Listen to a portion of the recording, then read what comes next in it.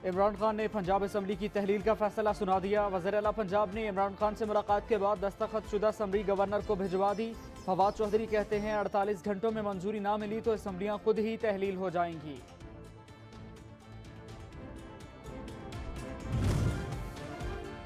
इमरान खान से किया वादा पूरा कर दिया। मुअन्निस सलाही ने वालिद की दस्तखतशुदा समरी सोशल मीडिया पर शेयर कर दी।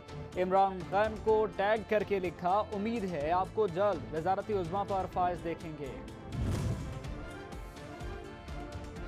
समरी 1 और दस्तखत के अंदाज 2 ज़ेरे गर्दिश और मुअन्निस सलाही की शेयर करदा समरी में वाज़ेह फ़र्क मौजूद।